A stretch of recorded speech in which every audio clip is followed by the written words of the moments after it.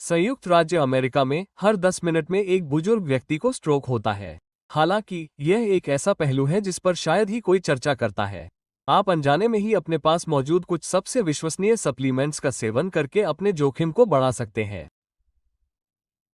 वास्तव में अब शोध बताते हैं कि एक एकल व्यापक रूप से उपयोग किया जाने वाला सप्लीमेंट, जिसे अभी भी लाखों बुजुर्गों के लिए सलाह दी जाती है, अगर गलत तरीके से या अधिक मात्रा में लिया जाए तो स्ट्रोक का खतरा 347% तक बढ़ सकता है। इसके अलावा 99% वरिष्ठ नागरिक अनजान है। क्यों? क्योंकि आनुवंशिकी और जंक फूड स्ट्रोक के जोखिम के लिए अधिकांश जिम्मेदार नहीं है। विटामिन की अधिक मात्रा इसका कारण है। अच्छी तरह से बनाई गई दवाएं जो आपके खून को गाढ़ा करती है, होमोसिन बढ़ाती है, रक्त प्रवाह को प्रभावित करती है या मस्तिष्क की वाहिकाओं को भी नुकसान पहुंचाती है, इसमें सालों भी नहीं लगते। कुछ ही घंटों में इनमें से कई विटामिन आपके खून के रसायन को बदल सकते हैं। स्ट्रोक सेंटर के डॉक्टर अब 60 से अधिक उम्र के लोगों को अपने सप्लीमेंट आहार पर पुनर्विचार करने की दृढ़ता से सलाह दे रहे हैं, खासकर शुरुआती चरणों में, जैसे अचानक थकान, चक्कर आना, भटकाव या धुंधला दिखाई देना। हो सकता है कि उम्र न बढ़ रही हो। ये संकेत हो सकते हैं कि आपके दिमाग में खून का प्रवाह पहले से ही कम हो गया है। सबसे बुरी बात, ये विटामिन इतने गुप्त नहीं है। आपके दैनिक मल्टीविटामिन में ये होते हैं। इन्हें दिमाग को ताकत देने वाले के तौर पर बेचा जाता है, बिना इसके दीर्घकालिक प्रभावों पर विचार किए। कुछ को स्ट्रोक से बचे लोगों को भी दिया जाता है। हालांकि आज हम सबसे कम से लेकर सबसे हानिकारक 6 विटामिनों के बारे में बता रहे हैं जो रातों रात स्ट्रोक की संभावना बढ़ा सकते हैं। हालांकि हालिया शोध बताते हैं कि इस सूची में सबसे ऊपर मौजूद विटामिन हाई ब्लड प्रेशर से भी ज्यादा क्लॉटिंग का खतरा बढ़ा सकता है, लेकिन इसे बुजुर्गों के लिए जरूरी बताया जा रहा है। रियल साइंस इस वीडियो में दिए गए हर पॉइंट का समर्थन करता है और विवरण में सभी संदर्भों के लिंक दिए गए हैं। शुरू करने से पहले कृपया कमेंट में बताएं कि आप अब हर सुबह कौन से सप्लीमेंट लेते हैं। हमारे ग्रुप में हर कोई हमारी निजी सलाह ले रहा है क्योंकि हम पढ़ रहे हैं और जवाब दे रहे हैं। अभी से तैयार हो जाइए। हालांकि इस सूची में पहला विटामिन हानिरहित लगता है, लेकिन ये दिमाग की धमनियों को नुकसान पहुंचा सकता है और ब्लड प्रेशर की दवाओं में दखल दे सकता है। चलिए शुरू करते हैं। छठा, कृत्रिम विटामिन ए, जिसे अक्सर वरिष्ठ नागरिकों के बीच डल अल्फा टोकोफेरोल के नाम से जाना जाता है। ये सप्लीमेंट्स के बारे में सबसे आम गलतफहमियों में से एक है। आपने सुना होगा कि विटामिन ए आपके दिमाग, त्वचा और दिल के लिए फायदेमंद है। लेकिन यहां परेशान करने वाली सच्चाई है। विटामिन ए को सिंथेटिक रूप में लेने पर, खासकर बड़ी मात्रा में, आपके लिए घातक ब्रेन हेमरेज का खतरा बढ़ सकता है। इसके अलावा ये खतरनाक रूप अभी भी वरिष्ठ नागरिकों के लिए बेचे जाने वाले अधिकांश मल्टीविटामिन में मौजूद है। आइए इसे समझते हैं। विटामिन ए का प्राकृतिक रूप ड अल्फा टोकोफेरोल, टोकोफेरल और टोगोटेनॉल नामक संबंधित पदार्थों के एक परिवार के साथ पाया जाता है। आपका शरीर कृत्रिम विटामिन ए को उसी तरह से मेटाबोलाइज नहीं करता है जैसे वह प्राकृतिक विटामिन ए को करता है। यही कारण है कि इसे आपकी गोली के लेबल पर डल अल्फा टोकोफेरोल कहा जाता है। वास्तव में यह अन्य प्राकृतिक अणुओं को अवशोषित करने से रोक सकता है जिनकी आपके मस्तिष्क को वास्तव में आवश्यकता होती है। ये जल्द ही खतरनाक हो जाता है। क्यों? विटामिन ई के प्राकृतिक रूपों, विशेष रूप से गामा टोकोफेरोल के सूजनरोधी गुणों के कारण, वे थक्के को नियंत्रित करने और ऑक्सीडेटिव क्षति से आपके रक्त वाहिकाओं की रक्षा करने में सहायता करते हैं। हालांकि जब सिंथेटिक ई आपके सिस्टम पर कब्जा कर लेता है तो गामा टोकोफेरोल और अन्य सुरक्षात्मक रूप दब जाते हैं। असंतुलन के परिणामस्वरूप आपकी धमनियां सूजन, जकड़न और थक्के के विकास के लिए अधिक संवेदनशील हो जाती है। सिंथेटिक विटामिन ई आपके रक्त को पतला करता है, जो बहुत खराब है। एक स्वस्थ युवा वयस्क को इससे कोई समस्या नहीं हो सकती है। हालांकि यह वरिष्ठों के लिए एक महत्वपूर्ण जोखिम है, खासकर यदि वे वर्तमान में क्लिटिजिल, वारेरिन, एस्पिरिन या किसी अन्य रक्तचाप या कोलेस्ट्रॉल की दवा ले रहे हैं। ब्रिटिश मेडिकल जर्नल ने एक मेटा एनालिसिस किया जिसमें पाया गया कि विटामिन ई सप्लीमेंट से रक्तस्रावी स्ट्रोक का खतरा 22% बढ़ जाता है। उम्र से संबंधित रक्त वाहिकाएं नाजुक होने के साथ 65 से अधिक उम्र के वरिष्ठों में अत्यधिक पतले रक्त से मस्तिष्क रक्तस्राव का खतरा और भी बढ़ सकता है। आपको शायद पता भी न हो कि यह हो रहा है। अचानक चोट लगना, अचानक से चक्कर आना, धुंधला दिखाई देना या नाक से खून आना जिसे रोकना मुश्किल हो, ये शुरुआती चेतावनी के संकेत हैं। हालांकि कभी कभी कोई चेतावनी नहीं होती, बस अचानक से बेहोशी छा जाती है या सिर में तेज दर्द होता है। यही कारण है कि संश्लेषित ए इतना हानिकारक होता है। ये धीरे धीरे जमा होता है और कुछ ही दिनों में फायदेमंद से घातक में बदल सकता है, खासकर जब इसे डिहाइड्रेशन या हाइपरटेंशन के साथ मिलाया जाए। इसकी जगह क्या करना चाहिए? पहले हर लेबल को जांच लें। ये सिंथेटिक है। अगर आपके सप्लीमेंट में डल अल्फा टोकोफेरोल है तो उसे छोड़ दें। इसकी जगह ऐसे खाद्य पदार्थों से प्राकृतिक विटामिन ए लें जिन पर डेल्टा टोकोफेरोल के साथ मिश्रित टोकोफेरोल लिखा हो। ऐसे फॉर्मुलेशन लें जो गामा और डेल्टा टोकोफेरोल को मिलाकर पूरे स्पेक्ट्रम वाले मस्तिष्क की सुरक्षा करते हों। इससे भी बेहतर है कि विटामिन ए पाने के लिए असली खाना खाएं। सिर्फ 1 औंस सूरजमुखी के बीजों से 7 मिलीग्राम से ज्यादा विटामिन ए मिल सकता है। एवोकाडो, पालक, हेज़लनट्स और बादाम भी इसके बेहतरीन स्रोत है। इसके अलावा इनमें एंटीऑक्सीडेंट मैट्रिक्स भी होता है जिसका इस्तेमाल आपका शरीर कर सकता है। अगर आप खून पतला करने वाली कोई दवा ले रहे हैं तो कोई भी बदलाव करने से पहले डॉक्टर से सलाह लें। लेकिन लक्षण दिखने का इंतजार न करें। शरीर की सबसे नाजुक सूक्ष्म रक्त नलिकाओं को सुरक्षित रखने के लिए सबसे पहले छिपे हुए खतरों को खत्म करना जरूरी है। इनमें से एक है सिंथेटिक विटामिन ए। अब बात करते हैं विटामिन नंबर 5 की, जो दिखने में तो पूरी तरह से सेहतमंद लगता है लेकिन जरूरत से ज्यादा लेने पर दिमाग की रक्त नलिकाओं को सिकोड़ सकता है। पांचवा है रेटिनॉल सप्लीमेंट। विटामिन ए या रेटिनॉल पल्मीटेट। विटामिन ए की ज्यादा मात्रा, खासकर सिंथेटिक रूप में, दिमाग की रक्त धमनियों को सिकोड़ सकती है, जिससे इस्केमिक स्ट्रोक और अचानक ब्लड प्रेशर बढ़ने का खतरा बढ़ जाता है। ज्यादातर बुजुर्गों को इस बारे में पता नहीं होता। यह आमतौर पर मल्टीविटामिन में पाया जाता है जिसे रेटिनॉल पल्मीटेट या रेटिनॉल एसीटेट कहा जाता है। कभी कभी इसे बुजुर्गों की आंखों या त्वचा के लिए सप्लीमेंट में भी शामिल किया जाता है। लेकिन यहां एक डरावनी बात है। लीवर वो जगह है जहां आपका शरीर इस प्रकार के विटामिन को स्टोर करता है और एक बार जब इसका स्तर एक निश्चित बिंदु से ऊपर चला जाता है तो बिना किसी पूर्व लक्षण के नुकसान शुरू हो सकता है। गाजर से प्राप्त बीटा कैरोटीन विटामिन ए के समान नहीं होता है। अवशोषित होने वाली मात्रा आपके शरीर द्वारा नियंत्रित नहीं होती है। आपके सिस्टम में एक बार यह जमा होता रहता है और इससे छुटकारा पाना मुश्किल होता है, खासकर मस्तिष्क में जहां केशिकाएं पहले से ही छोटी और संवेदनशील होती हैं। यह अतिरिक्त मात्रा रक्त वाहिका की परतों को विषाक्त करना शुरू कर देती है। परिणाम: ऑक्सीडेटिव तनाव, माइक्रोवेस्कुलर संकुचन और यहां तक कि उच्च इंट्रारेनियल दबाव। स्ट्रोक पर प्रकाशित 2014 के एक अध्ययन के अनुसार जिन लोगों के सीरम रेटिनॉल का स्तर अधिक था उनमें इस्केमिक स्ट्रोक होने की संभावना अधिक थी। अन्य शोधों के अनुसार लंबे समय तक उच्च खुराक वाले विटामिन ए के सेवन से सिर दर्द, मतली, दोहरी दृष्टि, अप्रत्याशित नाक से खून आना और यहां तक कि दौरे जैसे लक्षण हो सकते हैं। द्रव संतुलन और परिसंचरण में समझौता किए जाने के कारण इंट्रारेनियल दबाव में वृद्धि के किसी भी संकेत। वरिष्ठों को विशेष रूप से जोखिम होता है क्योंकि आपकी उम्र बढ़ने के साथ अतिरिक्त पोषक तत्वों को छानने की आपके लीवर की क्षमता कम हो जाती है। इसका मतलब है कि कुछ हफ्तों या महीनों में विटामिन ए की सामान्य मात्रा भी खतरनाक स्तर तक पहुंच सकती है। इसके अलावा आप जितना सोचते हैं उससे कहीं ज्यादा ले रहे होते हैं।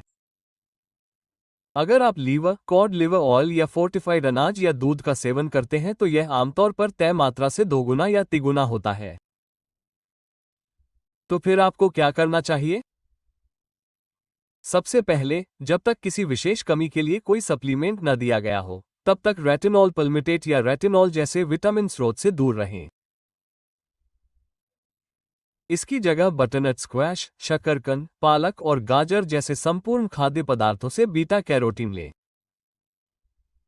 इन पौधों पर आधारित स्रोतों की मदद से आपका शरीर अतिरिक्त विटामिन अ को सुरक्षित रूप से बाहर निकाल सकता है और केवल उतना ही विटामिन अ में बदल सकता है जितना उसे चाहिए। ये बदलाव किसी बुजुर्ग की जान बचा सकता है। इससे भी बेहतर, अगर आप अपनी आंखों की रोशनी बढ़ाने के लिए विटामिन ले रहे हैं, तो बीटा एरोटीन, ल्यूटिन और साइज़ैंथिन युक्त मिश्रण लेने पर विचार करें जो दिमाग में रक्त के प्रवाह को प्रभावित किए बिना आंखों की सुरक्षा करते हैं। अगर आप 3 महीने से ज्यादा समय से सिंथेटिक विटामिन ले रहे हैं तो तुरंत डॉक्टर से मिलें और अपने खून और लीवर एंजाइम की जांच करवाएं। जितनी जल्दी पता चल जाए, विटामिन अ के जमाव को उल्टना उतना ही आसान होता है। अब विटामिन नंबर 4 की जांच करते हैं, जो दिमाग को तेज करने वाला एक जाना माना विटामिन है, लेकिन असल में इसका असर उल्टा होता है और यह हिप्पोकैम्पस के रक्त प्रवाह को बाधित करता है। चौथा, जिंको बिलोबा का सत्व, सिंथेटिक फॉर्मुलेशन या हाई डोज। आपको ये जानकर हैरानी हो सकती है, कई सालों से जिंको बिलोबा को बुजुर्गों के लिए एक प्राकृतिक दिमाग को तेज करने वाले के तौर पर प्रचारित किया जाता रहा है, जो याददाश्त, ध्यान केंद्रित करने और यहां तक कि संज्ञानात्मक गिरावट को रोकने में मदद करता है। हालांकि हालिया शोध से पता चलता है कि ज्यादा डोज या सिंथेटिक रूप में लेने पर यह इंट्रासेरेब्रल हेमरेज और स्ट्रोक का खतरा बढ़ा सकता है, खास तौर पर 65 साल से ज्यादा उम्र के लोगों में जो ब्लड प्रेशर या खून पतला करने वाली दवाएं भी ले रहे हैं। आपके शरीर के अंदर क्या हो रहा है, ये यहां दिखाया गया है। जिंको बिलोबा में गिनोइड्स और बालोबिलाइड्स पाए जाते हैं जो खून को पतला करते हैं और डोडिलेटर का काम करते हैं। ये पदार्थ रक्त प्रवाह को बढ़ाने में मदद कर सकते हैं जब इनका इस्तेमाल सीमित मात्रा में और करीबी निगरानी में किया जाए। हालांकि ये नाजुक नसों में अनियंत्रित रक्तस्राव का खतरा काफी बढ़ा देते हैं, खासकर मस्तिष्क में जब इन्हें ज्यादा मात्रा में या एस्पिरिन, वॉरफेरिन या इबुप्रोफेन जैसे नशीले पदार्थों के साथ लिया जाता है। इसके अलावा वृद्ध वयस्कों में जोखिम बढ़ जाता है क्योंकि उनकी धमनियों की दीवारें पहले से ही पतली होती हैं और प्लाक का जमाव अधिक होता है। न्यूरोलॉजी में प्रकाशित 2018 के एक अध्ययन के अनुसार 60 से अधिक उम्र के लोगों में high dose ginkgo biloba supplements का सीधा संबंध रक्तस्रावी स्ट्रोक के 38% अधिक जोखिम से था। इससे भी अधिक चिंताजनक बात यह है कि जेरिएट्रिक फार्माकोथेरेपी के जर्नल में प्रकाशित एक केस रिपोर्ट में एक वरिष्ठ व्यक्ति का वर्णन किया गया है जिसने रोजाना कम खुराक वाली एस्पिरिन के साथ जिंको बिलोबा लिया और उसे अचानक मस्तिष्क रक्तस्राव का अनुभव हुआ। लाखों वृद्ध लोग जोखिम को जाने बिना ये दवाएं लेते हैं। समस्या केवल खरपतवार की नहीं है, ये सब संयोजन, शुद्धता और खुराक पर निर्भर करता है।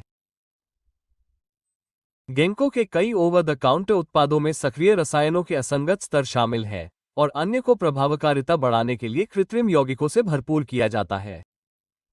इस उतार चढ़ाव के कारण ये जानना व्यवहारिक रूप से असंभव है कि आप वास्तव में कितना ले रहे हैं या यह आपकी दवाओं के साथ कैसे प्रतिक्रिया करेगा।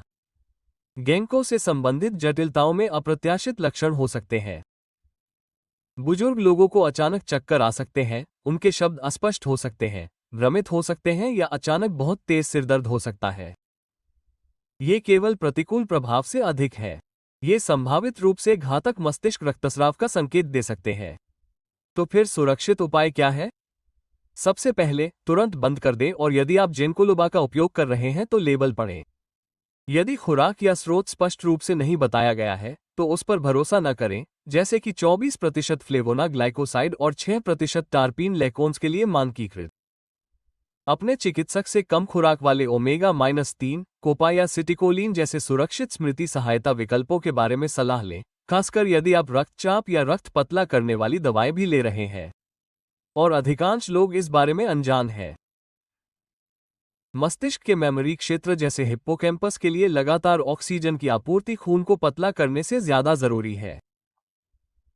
इसलिए चुकंदर या अरुगुला जैसे प्राकृतिक खाद्य पदार्थ जो श्वसन, नींद और नाइट्रिक ऑक्साइड के स्तर को बेहतर बनाते हैं, हर्बल शॉर्टकट की तुलना में मेमोरी को ज्यादा सुरक्षित तरीके से बेहतर बना सकते हैं। इसके बाद विटामिन नंबर 3 है, जो एक सामान्य ऊर्जा बढ़ाने वाला पदार्थ है जिसे 65 से ज्यादा उम्र के वयस्कों में जोखिम भरे रक्तचाप और स्ट्रोक से जोड़ा गया है। ये सुनिश्चित करने के लिए कि आप इस तरह के और वीडियो मिस न करें, कृपया बेल सिंबल दबाएं, सब्सक्राइब करें और अगर आपको यह अब तक पसंद आया है तो वीडियो को लाइक करें। और अगर आप अभी यह वीडियो देख रहे हैं तो मैं जानना चाहता हूं कि क्या आप मेरे साथ हैं। अगर आपको यह वीडियो पसंद आया है तो कमेंट सेक्शन में 1 लिखें, अगर नहीं तो 0 लिखें। तीसरा है विटामिन B6 जो विरोधाभासी रूप से अधिक मात्रा में आता है। बहुत से लोग मानते हैं कि विटामिन B6 हानिरहित है। ये चयापचय, मस्तिष्क स्वास्थ्य और तंत्रिकाओं को बढ़ावा देने के लिए वरिष्ठों को बढ़ावा दिया जाता है। यह ऊर्जा पेय और मल्टीविटामिन में पाया जा सकता है। हालांकि 99% बुजुर्ग इस बात से अनजान हैं कि विटामिन B6 की अत्यधिक खुराक तंत्रिका तंत्र को नुकसान पहुंचा सकती है और स्ट्रोक का खतरा अप्रत्याशित रूप से बढ़ा सकती है, खासकर जब इसका लंबे समय तक उपयोग किया जाए। यही कारण है कि विटामिन B6 न्यूरोट्रांसमीटर के संश्लेषण और अमीनो एसिड के चयापचय के लिए आवश्यक है। हालांकि यह न्यूरोटॉक्सिक हो जाता है जब इसे प्रतिदिन 100 मिलीग्राम से अधिक लिया जाता है, खासकर पूरक के रूप में। और बुजुर्गों के लिए यह महत्वपूर्ण है। उम्र के साथ आपके लीवर की अतिरिक्त पानी में घुलनशील विटामिन को खत्म करने की क्षमता कम हो जाती है। इसका मतलब है कि जो पहले बाहर निकल जाता था वो अब लंबे समय तक आपके रक्त प्रवाह में रह सकता है, जिससे नसों को नुकसान पहुंच सकता है, संवहनी स्वर कम हो सकता है और आपकी धमनियों में सूजन बढ़ सकती है। कई शोधों से यह जोखिम स्थापित हुआ है। विटामिन B6 की अधिक खुराक लेने वालों में संवेदी न्यूरोपैथी विकसित होने की संभावना लगभग दोगुनी थी, जो तंत्रिका क्षति का एक रूप है जिसके परिणामस्वरूप झुनझुनी, सुन्नता और अस्थिर द्वार होता है। क्लिनिकल न्यूट्रिशन में प्रकाशित 2017 के एक अध्ययन के अनुसार, जिसमें 5000 से अधिक बुजुर्ग लोगों पर नजर रखी गई थी, हालांकि संवहनी संबंध अधिक चौंकाने वाला था। लंबे समय तक B6 सप्लीमेंट लेने से, खासकर जब इसे दूसरे B विटामिन के साथ लिया जाए, तो कुछ लोगों में होमोसिन का लेवल बढ़ जाता है। होमोसिन एक खतरनाक एमिनो एसिड है जो सीधे तौर पर धमनियों में सूजन और स्ट्रोक से जुड़ा है। स्ट्रोक जर्नल में प्रकाशित शोध के अनुसार, इसके लक्षण अक्सर अचानक दिखाई देते हैं। बुजुर्गों को झटके लग सकते हैं, उनके पैरों या पैरों में सुन्नता आ सकती है या खड़े होने पर अचानक चक्कर आ सकते हैं। भले ही आपका ब्लड प्रेशर और कोलेस्ट्रॉल सामान्य हो, होमोसिन की अधिकता से मस्तिष्क में धमनियों में अकड़न आ सकती है और इससे स्ट्रोक का खतरा बढ़ सकता है। कई बुजुर्ग बिना जाने ही इसका ओवरडोज ले लेते हैं। B6 एनर्जी ड्रिंक, फोर्टिफाइड अनाज, मल्टीविटामिन और व्यक्तिगत नव सप्लीमेंट में छिपा होता है। जब आप सभी को जोड़ते हैं, तो आप प्रतिदिन 200 से 300 मिलीग्राम ले रहे होंगे, जो कि सुरक्षित मात्रा से 3 गुना अधिक है। आप क्या कर सकते हैं? अपने सभी सप्लीमेंट से अपने कुल B6 सेवन की गणना करके शुरू करें। हर बोतल के पीछे की जांच करें।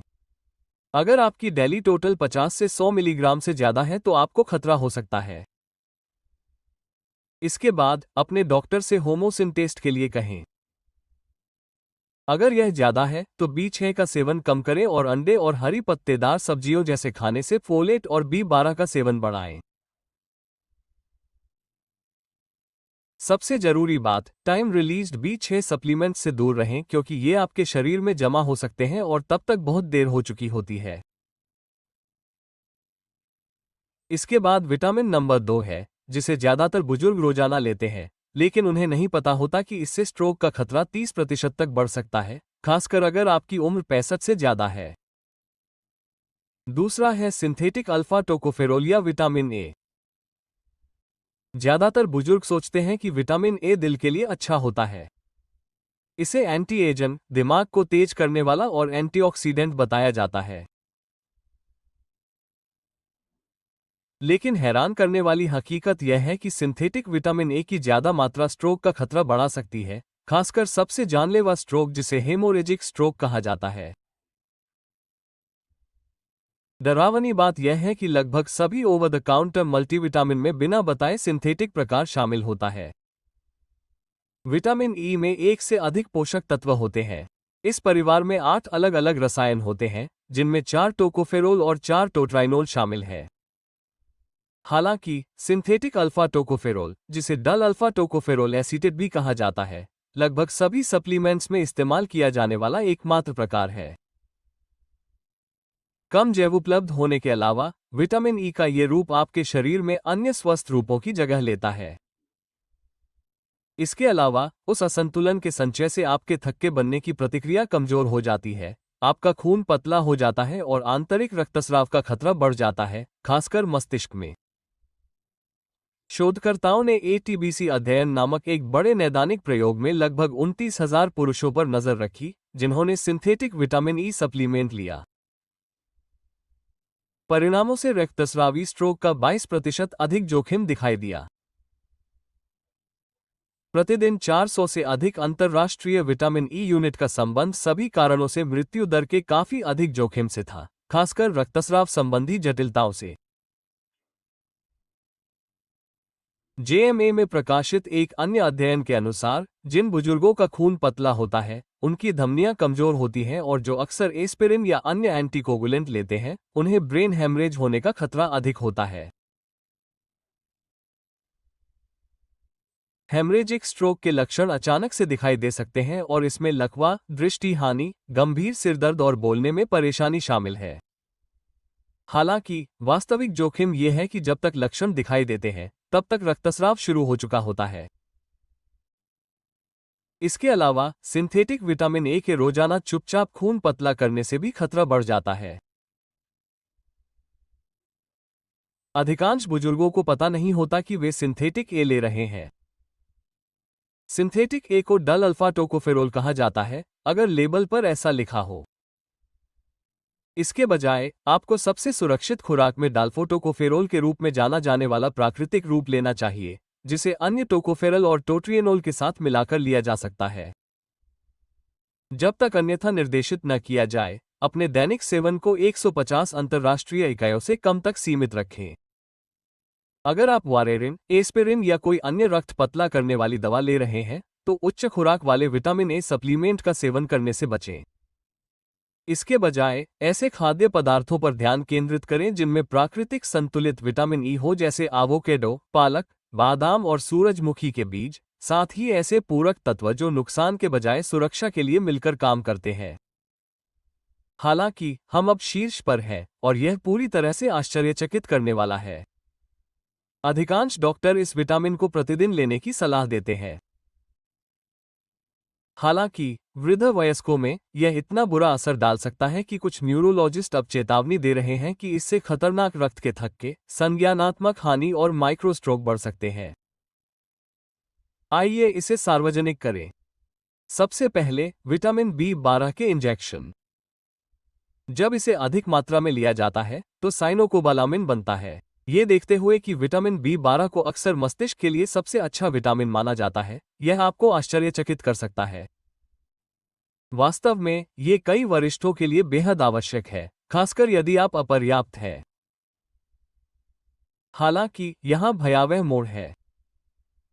साइनोकोबालामिन, जो इंजेक्शन के तौर पर सबसे ज्यादा इस्तेमाल किया जाता है, स्ट्रोक का खतरा बढ़ा सकता है। यह आपके खून को गाढ़ा कर सकता है, जिससे होमोसिन का स्तर बढ़ जाता है और शरीर में साइनाइड जैसे हानिकारक तत्व भर जाते हैं। अगर इसे ज्यादा या बार बार लिया जाए, आइए इसे समझते हैं। विटामिन बी12 का सबसे लोकप्रिय और सस्ता प्रकार साइनोकोबालामिन है। हजारों मल्टीविटामिन में यह होता है और दुनिया भर के क्लिनिक में इसे इंजेक्शन के जरिए दिया जाता है। हालांकि मानव शरीर में यह प्राकृतिक रूप से नहीं होता। आपके लीवर को इसे मेथिलकोबालामिन या एथनोसिलकोबालामिन में बदलना पड़ता है ताकि यह काम कर सके। इससे थोड़ी मात्रा में साइनाइड निकलता है। यह शरीर से आसानी से निकल जाता है। हालांकि लीवर या किडनी की समस्या वाले बुजुर्गों में इसे बाहर निकालने की क्षमता बहुत कम होती है। ये समय के साथ जमा होता रहता है, जिससे रक्त वाहिकाओं में खिंचाव होता है और दिमाग में रक्त संचार प्रभावित होता है। स्ट्रोक पर प्रकाशित 2020 के एक अध्ययन के अनुसार जिन बुजुर्गों में विटामिन B12 का स्तर अधिक था, खासकर वे जो नियमित रूप से साइनोकोबालामिन इंजेक्शन लेते थे, उनमें इस्केमिक स्ट्रोक होने की संभावना 3 से 5 गुना अधिक थी, खासकर अगर वे बहुत अधिक फोलिक एसिड का सेवन करते थे। हैरानी की बात है कि यह संयोजन एंडोथेलियल डिस्फंक्शन का कारण बनता है और रक्त गाढ़ापन बढ़ाता है, जिससे आपकी रक्त वाहिकाएं थक्का बनने की अधिक संभावना रखती हैं और उन क्षेत्रों में ऑक्सीजन ले जाने में कम सक्षम होती हैं जहां इसकी सबसे अधिक आवश्यकता होती है। क्या लक्षण मौजूद हैं? हालांकि वे शुरुआती चेतावनी के लक्षणों से अवगत हैं, लेकिन कई बुजुर्ग B12 इंजेक्शन के बाद के संबंध से अनजान हैं। अचानक भटकाव, एक तरफा कमजोरी, चेहरे का झुकना, दृष्टि में बदलाव या यहां तक कि चक्कर आना भी संयोग नहीं हो सकता है। माइक्रोस्ट्रोक या पूर्ण विकसित इस्केमिक घटना अचानक हो सकती है जब रक्त बहुत गाढ़ा हो या एक छोटा थक्का एक संकुचित धमनी में फंस जाए। स्पष्ट रूप से, एक वास्तविक B12 की कमी गंभीर है और यदि आपके पास है तो आपको निश्चित रूप से उपचार प्राप्त करना चाहिए।